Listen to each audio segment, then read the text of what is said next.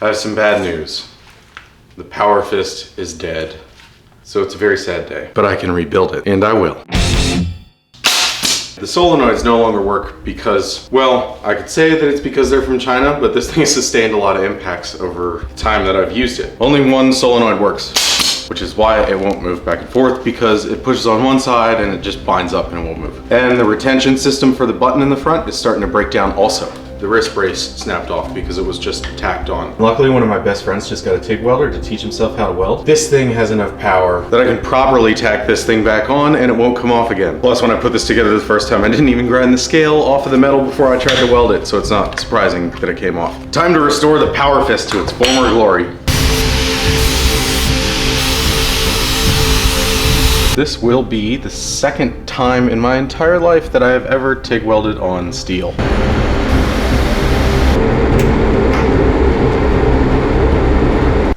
Back in my shop now so that I don't make my friend's garage smell like paint.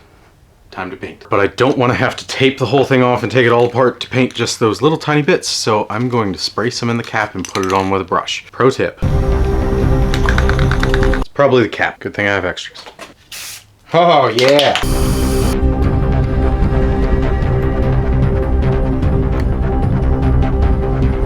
What's next? Foam pad. Found some random fasteners to block off the holes so I don't get paint in the valve body. In front of the Powerfist, I installed new springs for the switch. Very little movement to make that switch activate, but it still has full travel. I'd have filmed me doing it, but this is such a small area I couldn't figure out a way to film it while I was doing it. Sorry. Been a while since this worked. It's a love-hate project. I love it because it's made my channel grow a lot, but at the same time, nobody pays attention to any of my other projects. I think I might find a new way to mount these. This was supposed to be a super short project. Well, the wiring in here is all sorts of crazy. I need to clean that up too. More time. What was I even thinking? There's so many things I want to improve on this thing. This is, yes, all right. That was stripped out. I don't even know if this is the broken one. Oh. Huh. It just unplugs. I don't remember that. Come out! There we go. Move away from the switch. There it goes. It's hung up on the wire. Why are they so small? This size? Nope. It's a number 1 piece of junk. Where did he go? Can't even find it with a magnet because it was rubber. Whatever. Throwing these things away. Still irritates me though. I found the problem. That ring is supposed to go the whole way around. You can see that it's definitely broken off on that side. That has to seal up against this, and if it doesn't seal up against that, this thing can't chooch. See this thing here? When you press the button, the electromagnet in the top of it turns on, it pushes that in. When it pushes that in, it opens that, can you even see it? It's so small. See that little tiny nipple in the middle? So that little tiny piece of rubber seals on that nipple. The electromagnet pulls it up into there, and it's supposed to let the pressure down to push on this, and that diaphragm right there pushes on the valve body. But since that seal is broken around there, it should leak out. I don't remember if this was leaking or not. I mean, it's the only broken part that I can find. Everything else looks like it's functioning normally. Wah! So here's the thing. This part was pointing towards what I was punching, right? So when I first built this, I was thinking that I'd just put them on here, and if I couldn't get them to activate fast enough, maybe I'd spin them around. Right now, the impact force is opening the valve because the momentum that this little piece holds would open the valve. These two pieces of metal are going apart, right? So when this turns on, that pulls up, and it lets air in, and it pushes that in. Which matters more, the momentum of this little jobby or the momentum of this thing? Because when I'm hitting something, if that valve opens, does this thing sit there for a second until enough pressure builds up to push it and fight the momentum? You see what I'm saying? Maybe I should just put them sideways and eliminate that. I just don't know where I'd put them if I mounted them sideways. I'm making this project take way too long. I was just supposed to fix it, but I can't stop wanting to improve it. This video is supposed to be super quick, but now I just can't stop screwing with junk. Stick to the plan. It's just time to fix it. I took the other broken one off, and after I did that, I realized if I just put 2 more back on here, I'm gonna end up breaking one again. And that would be stupid.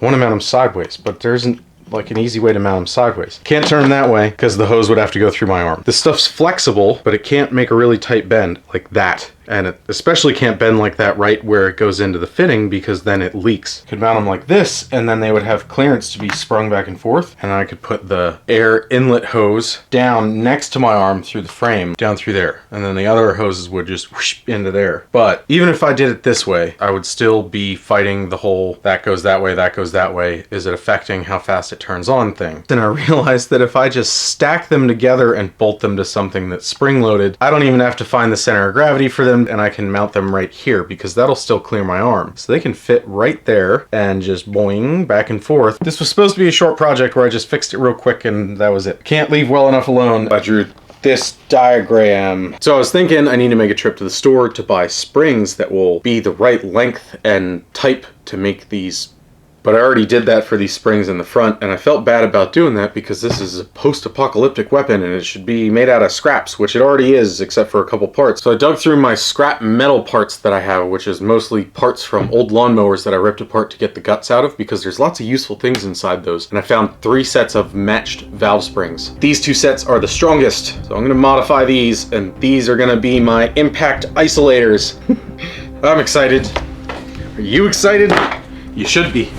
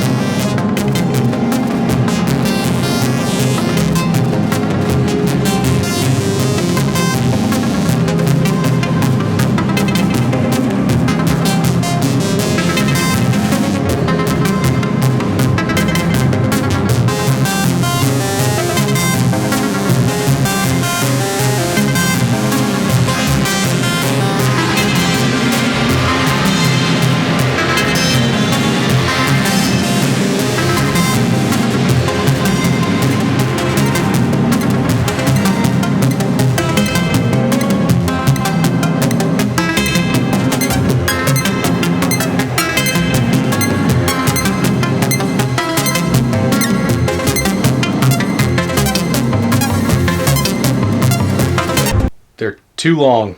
I need to make them shorter. Perfect!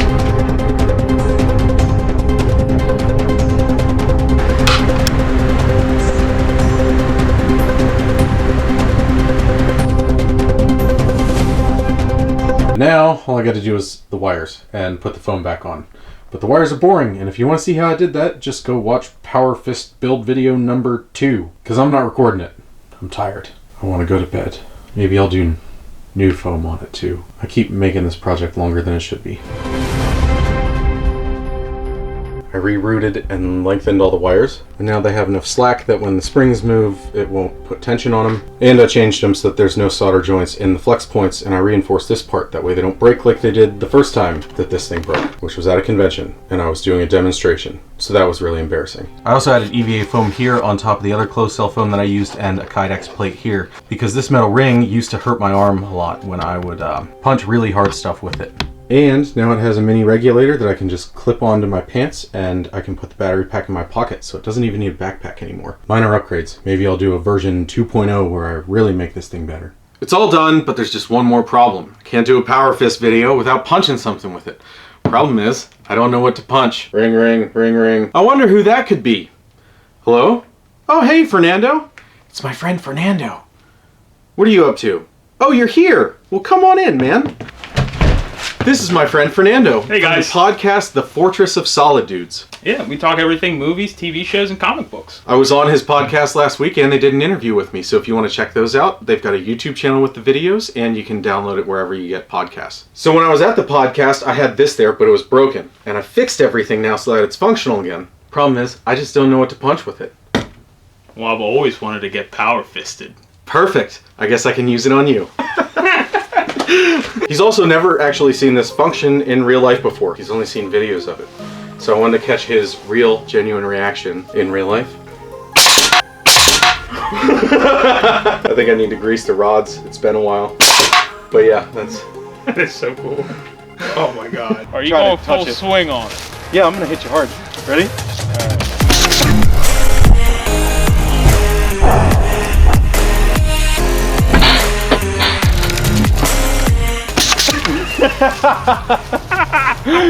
Did it hurt? Oh no, that's awesome. I'm gonna hit you as hard as I can this time. Okay.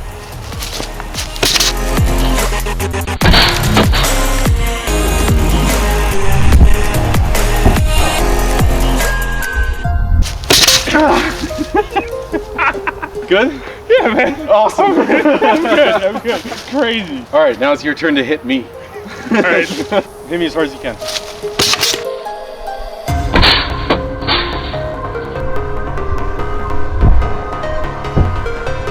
Go for it.